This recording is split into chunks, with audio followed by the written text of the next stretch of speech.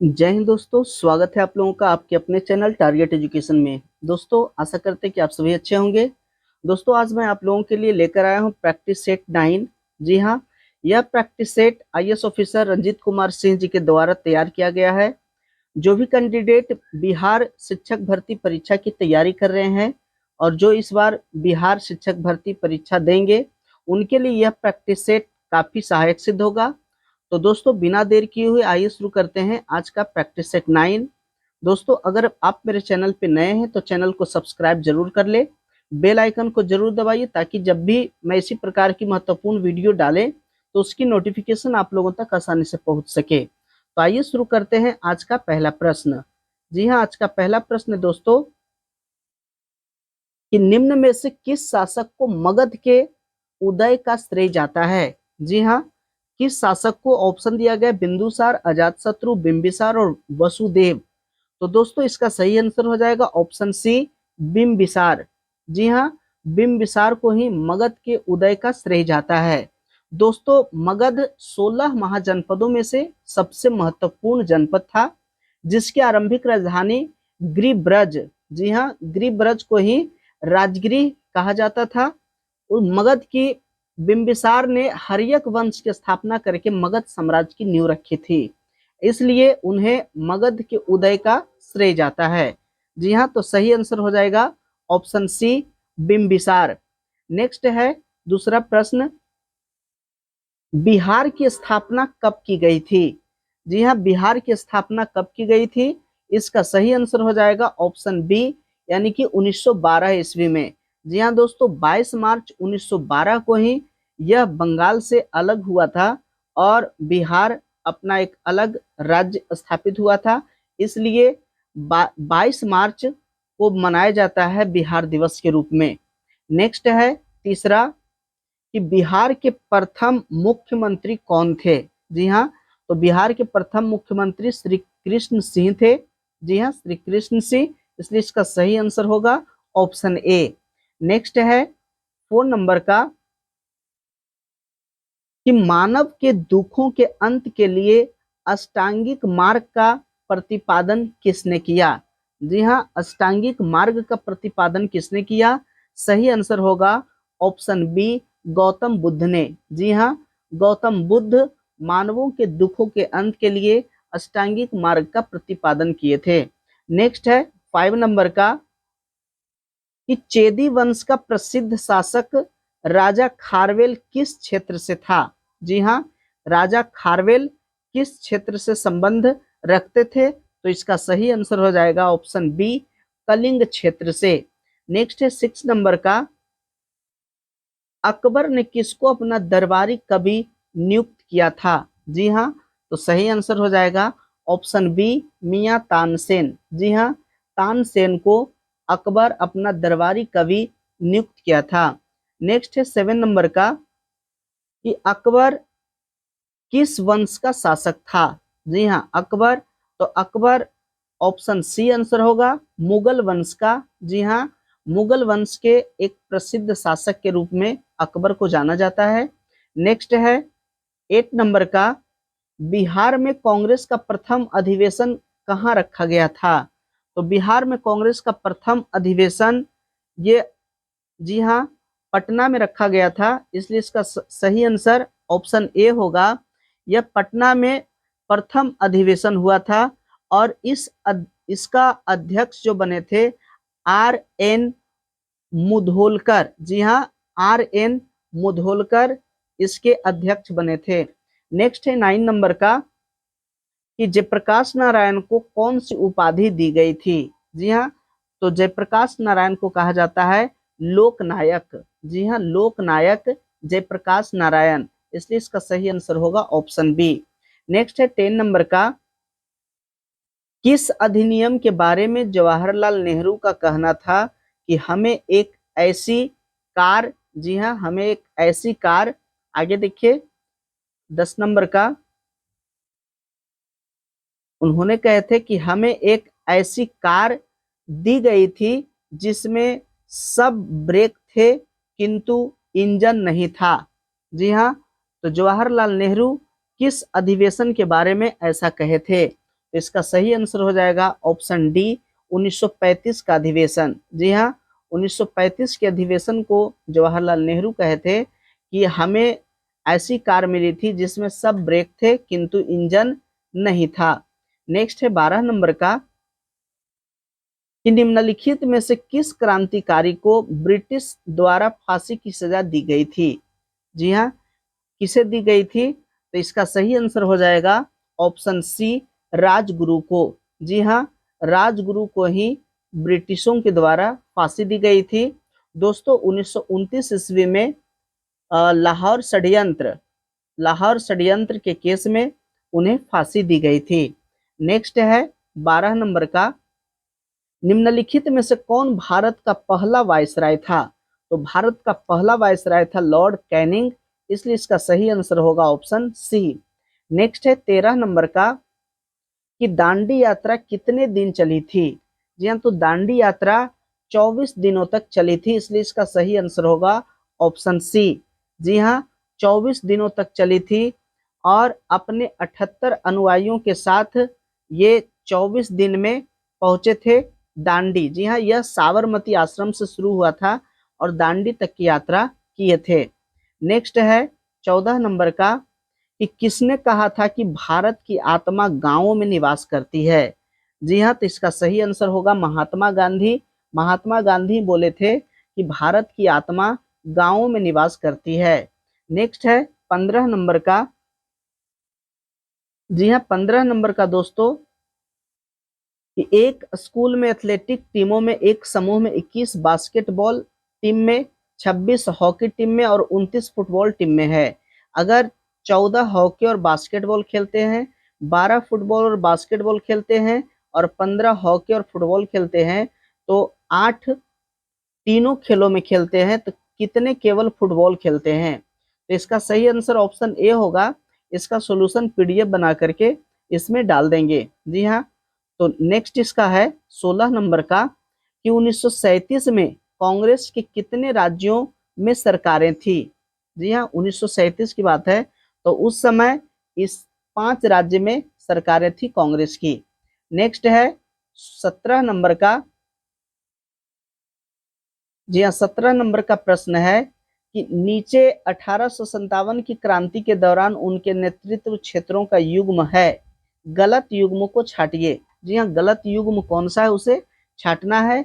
रानी लक्ष्मीबाई इंदौर, जी हाँ यही गलत है।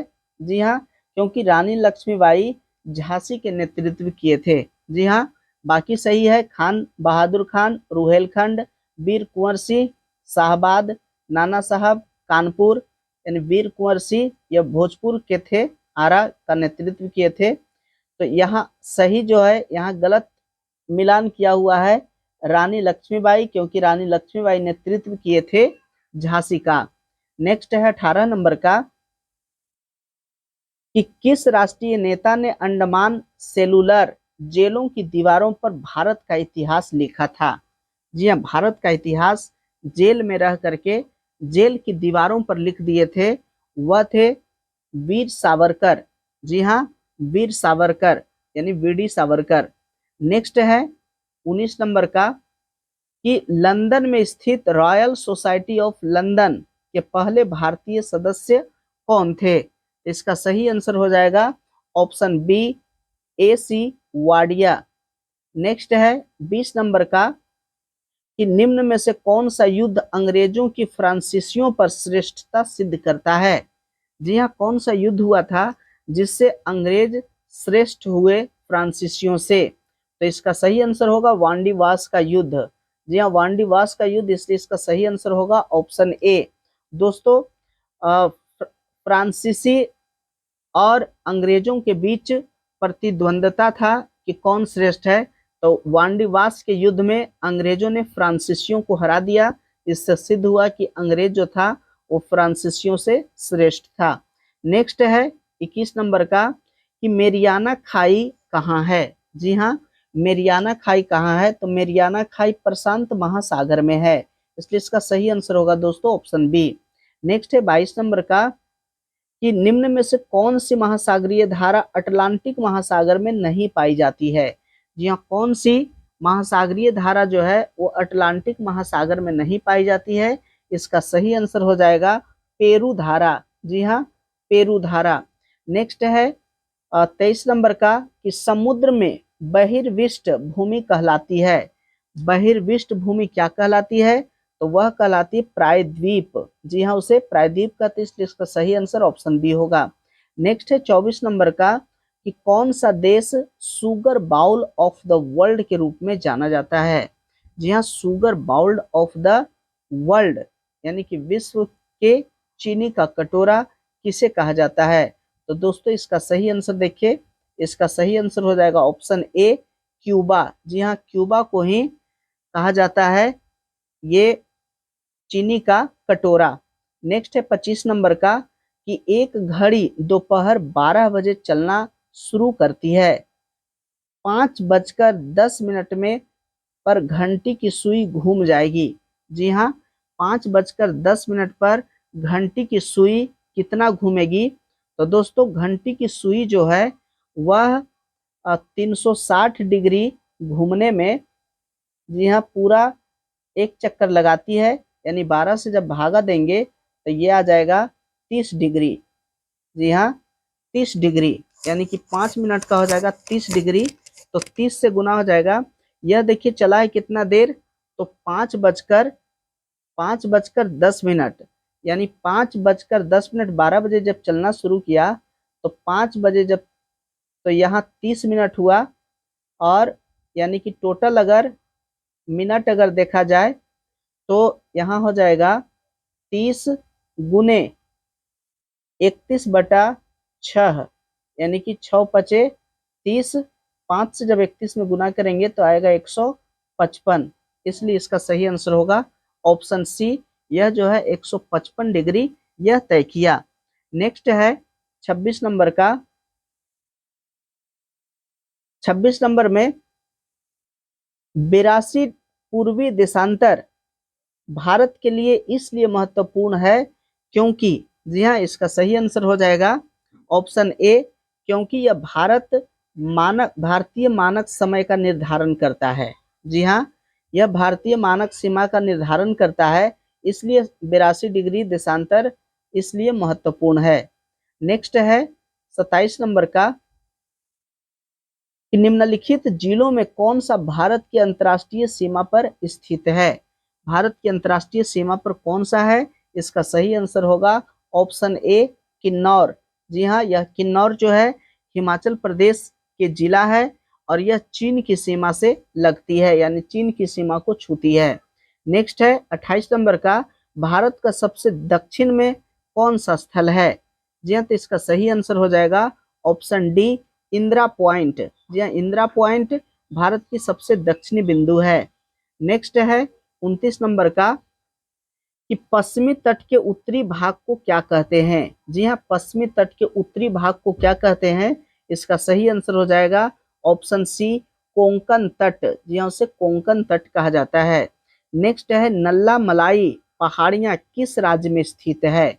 जी हाँ, नल्ला मलाई पहाड़ियाँ किस राज्य में स्थित है? सही आंसर हो जाएगा आंध्र प्रदेश। जी हाँ, आंध्र प्रदेश में ही नल्ला मलाई पहाड़ी स्थित है।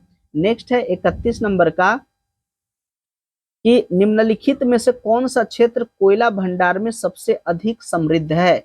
तो कोयला भंडार में जो सबसे अधिक समृद्ध है वह है दामोदर घाटी क्षेत्र, और इसी क्षेत्र में यह पश्चिम बंगाल का क्षेत्र है और रानीगंज जो कोयला के लिए प्रसिद्ध है, तो यह दामोदर घाटी क्षेत्र जो है यह कोयला भंडार के लिए सबसे अधिक समृद्ध है। नेक्स्ट है 32 नंबर का। दोस्तों अगर मेरे चैनल को अभी तक सब्सक्राइब नहीं किया तो सब्सक्राइब कर ले, बेल आइकन को जरूर दबाइए ताकि इसी प्रकार की महत्वपूर्ण वीडियो की नोटिफिकेशन आप लोगों तक आसानी से पहुंच सके। तो 32 नंबर का क्वेश्चन है कि निम्नलिखित विकल्पों में से कोयला का सबसे शुद्ध रूप क्या है? जी हाँ, तो कोयला का सबसे शुद्ध रूप है एंथ्रासाइट, इसलिए इसका सही आंसर होगा ऑप्शन ए। नेक्स्ट है 33 नंबर का कि भारत में लोहा उत्पादन करने की लागत अन्य देशों की तुलना में किस कारण से काफी कम है? तो यह जो काफी कम है उसका कारण है ऑप्शन डी कि कोयले और लोहा एक ही क्षेत्र में पाए जाते हैं। जी हाँ, कोयले और लोहा का एक ही क्षेत्र में पाए जाने के कारण ही अन्य देशों की तुलना में यहाँ कम लागत लगता है। नेक्स्ट है 34 नंबर का। यह 34 नंबर का प्रश्न देखिए, निम्नलिखित में से ऊर्जा का गैर परंपरागत स्रोत कौन सा है? जी हाँ, ऊर्जा का गैर परंपरागत स्रोत कौन सा है? इसका सही आंसर होगा ऑप्शन सी, प्रकाश वोल्टीय ऊर्जा। जी हाँ, प्रकाश वोल्टीय ऊर्जा ऊर्जा का गैर परंपरागत स्रोत है। नेक्स्ट है 35 नंबर का, कि आंध्र प्रदेश और तमिलनाडु के तटीय भूभाग को क्या कहते हैं? जी हाँ, आंध्र प्रदेश और तमिलनाडु के तटीय भूभाग को क्या कहते हैं? इसका सही आंसर हो जाएगा ऑप्शन बी, कोरोमंडल तट। जी हाँ, उनको कोरोमंडल तट कहा जाता है।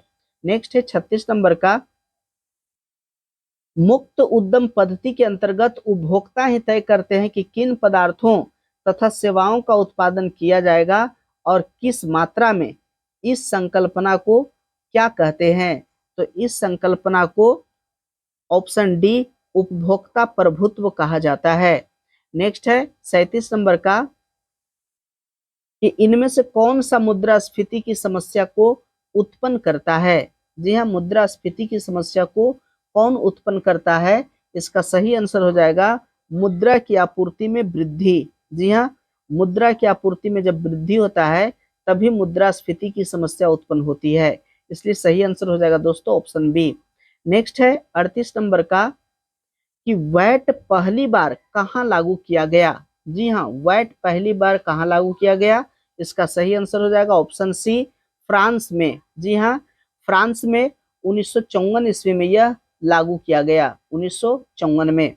नेक्स्ट है 39 नंबर का, कि आर्थिक नियोजन हिस्सा है। जी हाँ, आर्थिक नियोजन किसका हिस्सा है? सही आंसर हो जाएगा समाजवादी अर्थव्यवस्था का, इसलिए इसका सही आंसर ऑप्शन सी होगा। नेक्स्ट है 40 नंबर का, कि निम्नलिखित में से कौन सी लागत सीमांत लागत से संबंधित है? जी हाँ, सीमांत लागत, इसका सही आंसर है ऑप्शन ए, परिवर्ती लागत। जी हाँ, परिवर्ती लागत को ही सीमांत लागत कहा जाता है। नेक्स्ट है 41 नंबर का, कि भारतीय संविधान के अनुच्छेद 19 के तहत वाक स्वतंत्रता आदि विषय कुछ अधिकारों का संरक्षण संदर्भित है। तो किसमें संदर्भित है? इसका सही आंसर हो जाएगा ऑप्शन डी, भारतीय नागरिक के मूल अधिकार में। जी हाँ, भारतीय नागरिक के मूल अधिकार में ही भारतीय संविधान के अनुच्छेद के तहत वाक स्वतंत्रता एवं आदि स्वतंत्रता के अधिकारों को संरक्षित किया गया है। नेक्स्ट है 42 नंबर का, कि भारतीय संविधान का अनुच्छेद 19 उपलब्ध कराता है। तो अनुच्छेद 19 जो है कितनी स्वतंत्रता को उपलब्ध कराता है? इसका सही आंसर हो जाएगा ऑप्शन ए, 6 स्वतंत्रता को। जी हाँ, जिसमें पहला है, जी हाँ, पहला है कि वाक यानी कि बोलने की स्वतंत्रता यानी कि भाषण की स्वतंत्रता। दूसरा है कि शांतिपूर्ण सम्मेलन करने की स्वतंत्रता। तीसरा है संघ बनाने की स्वतंत्रता। चौथा है, जी हाँ, भारतीय राज्य क्षेत्र में अबाध संचरण यानी कहीं भी आने जाने की स्वतंत्रता। और पांचवा है कि किसी भाग में निवास करने की स्वतंत्रता। और छठा है आजीविका व्यवसाय व्यापार करने की स्वतंत्रता। तो इस प्रकार से भारतीय संविधान का अनुच्छेद 19 हमें 6 प्रकार की स्वतंत्रता को प्रदान करता है। नेक्स्ट है 43 नंबर का। यह 43 नंबर का प्रश्न देखिए, कि खाली स्थान का अर्थ है भारत का राष्ट्रपति किसी भी सार्वजनिक महत्व के मामले से संबंधित या वह मुद्दा जिसमें संविधान की व्याख्या निहित हो उसके लिए सर्वोच्च न्यायालय के से सलाह ले सकता है। जी हाँ, सर्वोच्च न्यायालय से सलाह ले सकता है। तो इसका सही आंसर होगा ऑप्शन डी, सलाहकारी न्याय क्षेत्र। जी हाँ, सलाहकारी न्याय क्षेत्र जो है वही सलाह ले सकता है। नेक्स्ट है 44 नंबर का, अंडमान और निकोबार द्वीप समूह क्षेत्र के उच्च न्यायालय किस राज्य के अंतर्गत है? ये किस राज्य के अंतर्गत है? इसका सही आंसर हो जाएगा ऑप्शन बी, पश्चिम बंगाल। जी हाँ। नेक्स्ट है 45 नंबर का,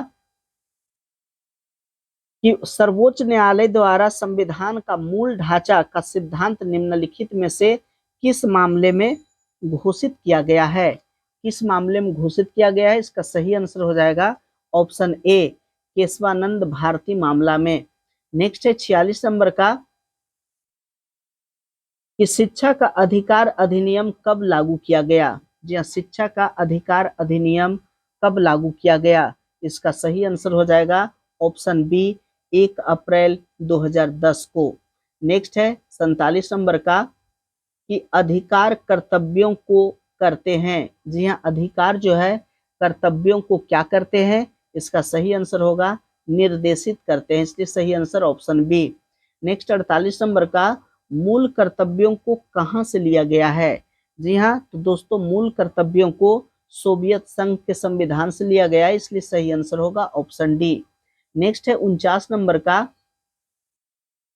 कि निम्नलिखित में से किस वर्ष आतंकवाद रोकथाम अधिनियम यानी पोटा अधिनियमित हुआ? जी हाँ, पोटा है जो किस वर्ष है जो लागू हुआ? इसका सही आंसर हो जाएगा ऑप्शन सी, 2002 ईस्वी में। नेक्स्ट है 50 नंबर का कि अधिकार परीक्षा का शाब्दिक अर्थ क्या होता है? अधिकार परीक्षा का शाब्दिक अर्थ होता है कि किस अधिकार से या वारंट से, यही उसका अर्थ होता है। नेक्स्ट है 51 नंबर का कि चमगादड़ बाधाओं को महसूस कर लेते हैं क्योंकि वे उत्पन्न करते हैं। क्या उत्पन्न करते हैं? तो सही आंसर होगा प्राश्रव्य ध्वनि तरंगे। जी हाँ, प्राश्रव्य ध्वनि तरंग के कारण ही चमगादड़ बाधाओं को महसूस कर लेते हैं। नेक्स्ट है 52 नंबर का। जी हाँ, 52 नंबर का प्रश्न है दोस्तों कि श्वेत प्रकाश के घटकों में विभाजन किसके कारण होता है? तो विभाजन जो होता है प्रकीर्णन के कारण होता है, इसलिए इसका सही आंसर हो जाएगा ऑप्शन डी। नेक्स्ट 53 नंबर का है निम्नांकित में से कौन सा ओमिक चालक है? जी हाँ, कौन सा ओमिक चालक है? तो इसका सही आंसर हो जाएगा ऑप्शन डी, यानी कि चांदी। जी हाँ, ओमी चालक कहा जाता है धातुओं को कहा जाता है ओमिक चालक, तो यहाँ पे चांदी जो है वह धातु है। नेक्स्ट है 54 नंबर का निम्न में से कौन सा अम्ल सौम्य अम्ल के नाम से जाना जाता है? जी हाँ, सौम्य अम्ल, तो सौम्य अम्ल है दोस्तों बोरिक अम्ल, इसलिए इसका सही आंसर होगा ऑप्शन डी। नेक्स्ट है 55 नंबर का कि जल का अधिकतम घनत्व कब होता है? तो जल का अधिकतम घनत्व 4 डिग्री सेल्सियस पर होता है, इसलिए सही आंसर होगा ऑप्शन सी। नेक्स्ट है 56 नंबर का कि खाली स्थान के बहुलीकरण द्वारा पीवीसी प्राप्त होता है। जी हाँ, पीवीसी किसके बहुलीकरण द्वारा प्राप्त होता है? सही आंसर हो जाएगा विनाइल क्लोराइड। जी हाँ, विनाइल क्लोराइड के बहुलीकरण द्वारा पीवीसी प्राप्त होता है। नेक्स्ट है 57 नंबर का मानव कंकाल तंत्र कुल कितने अस्थियों से मिलकर बना है? तो दोस्तों मानव कंकाल 206 हड्डियों से मिलकर के बना है, इसलिए सही आंसर होगा ऑप्शन बी। नेक्स्ट है 58 नंबर का कि निम्नलिखित में से मानव शरीर में जल की मात्रा को संतुलित करने हेतु उत्तरदायी क्या है? जी हाँ, जल की मात्रा को कौन संतुलित करता है? इसका सही आंसर हो जाएगा वृक्क। जी हाँ, इसलिए ऑप्शन सी सही होगा। नेक्स्ट है 59 नंबर का कि निम्नलिखित में से किसका अपशिष्ट पदार्थ यूरिक अम्ल है? जी हाँ, किसका अपशिष्ट पदार्थ यूरिक अम्ल है? तो इसका सही आंसर हो जाएगा ऑप्शन सी, यानी कि पक्षिका। नेक्स्ट है कि दांतों के क्षरण को कम करने हेतु अधिकतर टूथपेस्ट में क्या होता है? जी हाँ, दांतों के क्षरण को रोकने के लिए अधिकतर टूथपेस्ट में किसका प्रयोग किया जाता है? सही आंसर हो जाएगा फ्लोराइड का। जी हाँ, इसलिए इसका आंसर ऑप्शन बी। नेक्स्ट है दोस्तों 61 नंबर का। दोस्तों अगर आप मेरे चैनल पे नए हैं तो चैनल को सब्सक्राइब जरूर कर लें। नेक्स्ट है 61 नंबर का कि निम्न में से कौन सा प्राकृतिक संख्या का वर्ग नहीं हो सकता है? जी हाँ, कौन सा जो है प्राकृतिक संख्या का वर्ग नहीं होगा? तो इसका आंसर होगा ऑप्शन बी। जी हाँ, क्योंकि किसी का भी स्क्वायर करने पर उसका इकाई स्थान पर 2 नहीं आता है, क्योंकि अगर 1 का स्क्वायर करेंगे तो 1 आएगा, 2 का स्क्वायर करेंगे तो 4 आएगा, 3 का स्क्वायर करने पर 9 आता है, और 4 का स्क्वायर करने पर 4 चौक 16 यानी का स्थान पर 6 आता है, लेकिन किसी भी स्क्वायर करने पर 2 नहीं आता है, इसलिए इसका सही आंसर होगा ऑप्शन बी। नेक्स्ट है 62 नंबर का कि गांधी इरविन समझौता भारत के निम्नलिखित में से किस आंदोलन से संबंधित था? जी हाँ, किस आंदोलन से संबंधित था? तो इसका सही आंसर हो जाएगा ऑप्शन बी, सविनय अवज्ञा आंदोलन। जी हाँ, सविनय अवज्ञा आंदोलन से ही संबंधित है गांधी इरविन समझौता। यह 1931 ईस्वी में हुआ था। नेक्स्ट है 63 नंबर का प्रश्न है कि निम्नलिखित में से किसने एक नीति तैयार की जिसे डॉक्ट्रिन ऑफ लैप्स के नाम से जाना गया था? यानी कि डॉक्ट्रिन ऑफ लैप्स यानी कि हड़प की नीति। तो हड़प की नीति जो लाया था वह लाया था डलहौजी। जी हाँ, इसलिए इसका सही आंसर होगा ऑप्शन ए। नेक्स्ट है 64 नंबर का कि स्वराज शब्द का प्रयोग सबसे पहले दादा भाई नौरोजी ने कहाँ किए थे? जी हाँ, तो इसका सही आंसर हो जाएगा ऑप्शन बी, 1906 कलकत्ता में। जी हाँ, कलकत्ता में ही दादा भाई नौरोजी ने सबसे पहले स्वराज शब्द का प्रयोग किए थे 1906 ईस्वी में। नेक्स्ट है 65 नंबर का कि भारत छोड़ो प्रस्ताव की स्वीकृति देने के लिए अखिल भारतीय कांग्रेस समिति की बैठक कब आयोजित की गई थी? तो इसका सही आंसर हो जाएगा ऑप्शन सी। जी हाँ, बॉम्बे में। यह बैठक जो हुई थी वो बॉम्बे में हुई थी। नेक्स्ट है 66 नंबर का कि किसका कथन है कि यदि कोई शासकीय निदेशक तत्वों की अवहेलना करता है तो निश्चित रूप से इसके लिए उसे जनता के प्रति उत्तरदायी होना पड़ेगा। तो इसका सही आंसर हो जाएगा डॉक्टर भीमराव अंबेडकर। इसलिए सही आंसर होगा ऑप्शन सी। नेक्स्ट है 67 नंबर का कि 1857, जी हाँ यहाँ 857 लिखा है, 1857 के विद्रोह के दौरान लखनऊ का शासक कौन था? तो लखनऊ का शासन उस समय बेगम हजरत महल उस समय के शासक थी। नेक्स्ट है 68 नंबर का कि निम्नलिखित में से किसने 1947 में भारत और पाकिस्तान के बीच अंतर्राष्ट्रीय सीमाओं को सीमांकित करने के लिए गठित दो सीमा आयोग का नेतृत्व किया था? तो इसका सही आंसर हो जाएगा ऑप्शन ए, सिरिल रेडक्लिफ। जी हाँ, और रेडक्लिफ के नाम पर ही भारत पाकिस्तान के बीच के सीमा रेखा को रेडक्लिफ रेखा कहा जाता है। नेक्स्ट है 69 नंबर का 1940 में विनोबा भावे ने व्यक्तिगत सत्याग्रह कहां से आरंभ किया था? जी हाँ, तो विनोबा भावे पवनार महाराष्ट्र से ये व्यक्तिगत सत्याग्रह आरंभ किए थे। इसलिए सही आंसर हो जाएगा ऑप्शन सी। नेक्स्ट है 70 नंबर का कि व्यक्तिगत सत्याग्रह के तहत तीसरे सत्याग्रही कौन थे? जी हाँ, जो व्यक्तिगत सत्याग्रह किया गया था तो इसमें तीसरे सत्याग्रही कौन थे? इसका ऑप्शन देखिए 70 का। जी हाँ, ऑप्शन दिया गया वल्लभ भाई पटेल, ब्रह्मदत्त, जवाहरलाल नेहरू, विनोबा भावे। तो इसका सही आंसर हो जाएगा ऑप्शन बी, ब्रह्मदत्त। जी हाँ, ब्रह्मदत्त जो थे वो तीसरे व्यक्तिगत आंदोलन के व्यक्ति थे। नेक्स्ट है 71 नंबर का कि भारत के निम्नलिखित क्षेत्रों में से ग्रेट इंडियन हॉर्नबिल के अपने प्राकृतिक आवास में पाए जाने की सबसे अधिक संभावना कहाँ है? तो इसका सही आंसर हो जाएगा ऑप्शन डी, पश्चिम घाट में।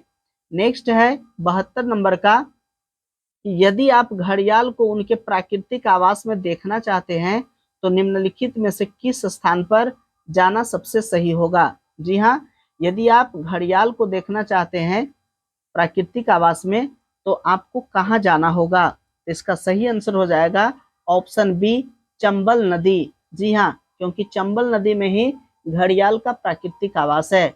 नेक्स्ट है 73 नंबर का एम स्ट्रिप्स शब्द कभी कभी समाचारों में किस संदर्भ में देखा जाता है? तो इसका सही आंसर होगा ऑप्शन बी, बाघ अभयारण्यों का रख रखाव के लिए। नेक्स्ट है 74 नंबर का कि जैव ऑक्सीजन मांग किसके लिए एक मानक मापदंड है? जी हाँ, जैव ऑक्सीजन मांग किसके लिए एक मानक मापदंड है? तो इसका सही आंसर हो जाएगा ऑप्शन सी, जलीय पारिस्थितिक तंत्रों में प्रदूषण के मापन के लिए। नेक्स्ट है 75 नंबर का कि निम्नलिखित राज्यों में से किस एक में पाखुई वन्यजीव अभयारण्य अवस्थित है। जी हाँ, पाखुई वन्यजीव अभयारण्य कहाँ अवस्थित है? सही आंसर हो जाएगा ऑप्शन ए, अरुणाचल प्रदेश में। नेक्स्ट है दोस्तों 76 नंबर का कि विक्रमशिला गांगटिक डॉल्फिन अभयारण्य बिहार के किस जिले में स्थित है? तो इसका सही आंसर हो जाएगा ऑप्शन ए, भागलपुर में। नेक्स्ट है 77 नंबर का निम्न में से कौन सा भारत में निर्वनीकरण का प्रभाव नहीं है? जी हाँ, तो इसका ऑप्शन देखिए दिया गया, पर्वतीय क्षेत्रों में जल स्रोतों का सूखना, जैव विविधता की हानि। नेक्स्ट है 77 का नगरीकरण, तो इसका सही आंसर होगा नगरीकरण। नेक्स्ट है कि कौन सा बाघ राज्य कहा जाता है? जी हाँ, कौन सा राज्य को बाघ राज्य कहा जाता है? तो इसका सही आंसर हो जाएगा ऑप्शन बी, मध्य प्रदेश को। जी हाँ, मध्य प्रदेश को बाघ राज्य कहा जाता है। नेक्स्ट है 79 नंबर का कि निम्न में से व्याघ्र अभयारण्य कौन सा नहीं है? जी हाँ, बाघ का अभयारण्य कौन सा नहीं है? इसका सही आंसर हो जाएगा ऑप्शन सी। जी हाँ, सॉरी, ऑप्शन सी, काजीरंगा। जी हाँ, काजीरंगा जो है वह बाघ के लिए अभयारण्य नहीं है, क्योंकि काजीरंगा जो है वहाँ गैंडा और हाथी के लिए वह प्रसिद्ध है। नेक्स्ट है 80 नंबर का 80 नंबर का क्वेश्चन है कि भारत के किस राज्य का सर्वाधिक क्षेत्र वन आच्छादित है? जी हाँ, वन से आच्छादित सबसे ज्यादा क्षेत्र किस राज्य का है? तो आंसर होगा option D, Madhya Pradesh. Next है 81 नंबर का कत्था बनाने हेतु किस पेड़ की लकड़ी का प्रयोग होता है? जी हाँ, किस पेड़ की लकड़ी का प्रयोग कत्था बनाने के लिए किया जाता है?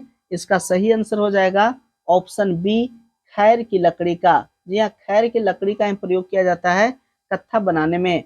नेक्स्ट है 82 नंबर का भारत के कुल क्षेत्रफल में वनों का क्षेत्रफल कितना है?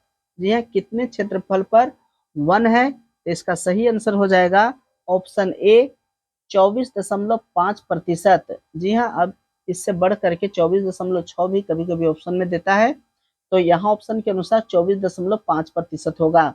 नेक्स्ट है 83 नंबर का कि सुमेलित कीजिए। जी हाँ, इसको सुमेलित करना है, तो इसका सागौन सागौन पाया जाता है हिमालय की तराई में, देवदार पाया जाता है हिमालय के उच्च क्षेत्र में, सुंदरी नामक जो वृक्ष पाया जाता है वो पाया जाता है सुंदरवन में, और सिनकोना पाया जाता है मध्य भारत में।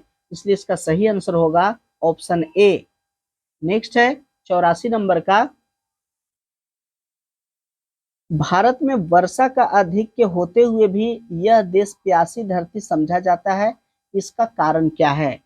यहाँ काफी पानी पड़ता है फिर भी यह प्यासी धरती कहा जाता है, इसका कारण क्या है? तो इसका कारण जो है ये सभी है, क्योंकि वर्षा के पानी का तेजी से बह जाना, वर्षा के पानी का शीघ्रता से भाप बनकर उड़ जाना, वर्षा का कुछ थोड़े ही महीनों में जोर होना, तो ये सभी कारण है यहाँ की धरती प्यासी कहलाती है। नेक्स्ट है 85 नंबर का निम्नलिखित राज्यों में से किस में साइबेरियन सारस के लिए आदर्श प्राकृतिक निवास है? जहाँ किस राज्य में जो है साइबेरियन सारस के लिए एक आदर्श प्राकृतिक निवास है? सही आंसर हो जाएगा ऑप्शन बी, असम।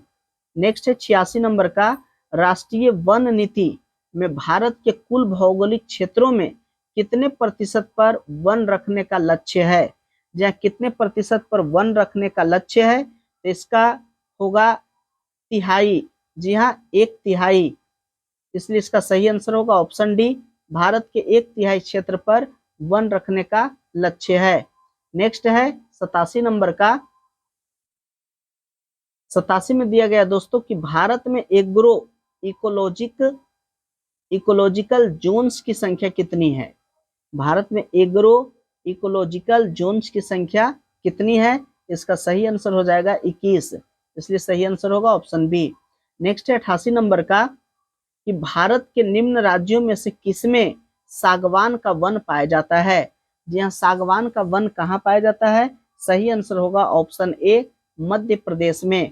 नेक्स्ट है 89 नंबर का कि निम्नलिखित में से कहाँ सदाबहार वन पाए जाते हैं। जी हाँ, सदाबहार वन कहाँ पाए जाते हैं? सही आंसर हो जाएगा ऑप्शन सी, पश्चिमी घाट में। और नेक्स्ट है आज का लास्ट प्रश्न कि राजीव गांधी राष्ट्रीय उद्यान अवस्थित है। राजीव गांधी राष्ट्रीय उद्यान कहाँ अवस्थित है?